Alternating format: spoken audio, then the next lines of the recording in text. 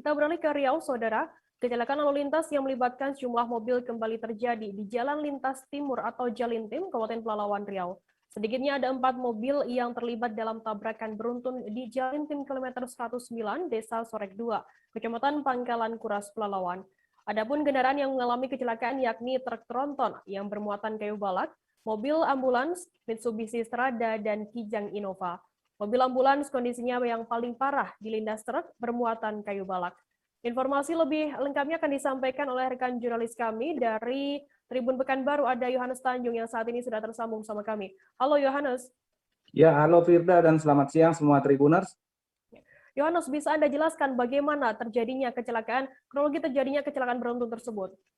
Baik Firda, kecelakaan tersebut terjadi pada hari Rabu sore sekitar pukul 17.30 yang melibatkan 4 unit kendaraan di Jalan Lintas Timur kilometer 109 tepatnya di Desa Sorek 2, Kecamatan Pangkalan Kuras, Kabupaten Pelalawan, Riau.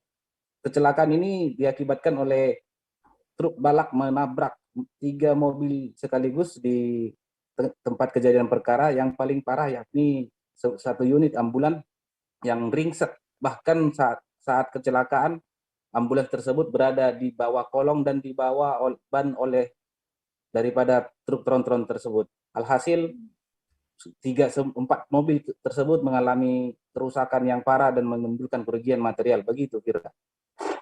Yohanes, bisa Anda jelaskan kendaraan apa yang kondisinya paling parah dan juga apakah dalam kecelakaan ini ada korban jiwa begitu?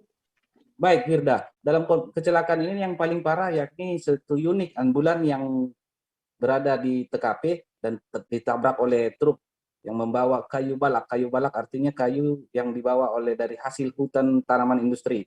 Dalam hal ini kecelakaan terjadi ketika supir truk kayu balak mengendarai kendaraan di Jalan Lintas Timur namun kehilangan arah dan menabrak 3 unit mobil yang saat itu berada di sebuah bengkel milik masyarakat. Artinya dalam 3 unit mobil tersebut tidak ada penumpang ataupun supir karena dalam keadaan rusak dan dalam perbaikan. Alhasil beruntung dalam kejadian ini tidak ada sama sekali korban jiwa. Sedangkan sopir daripada truk balak tersebut dalam keadaan sehat dan tidak terjadi luka. Demikian Firda.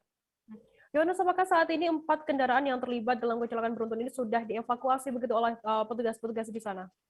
Baik Firda, setelah mendapatkan laporan dari masyarakat setempat, tim dari kepolisian atau Polantas, Polres Pelalawan maupun Polsek setempat langsung turun ke lokasi kejadian, dibantu dengan masyarakat sehingga melakukan evakuasi terhadap ke-4 mobil yang terlibat kecelakaan lalu lintas. Demikian Firda. Baik, terima kasih rekan jurnalis dari Tribun Pekanbaru, Yohanes Tanjung atas laporannya. Selamat bertugas kembali.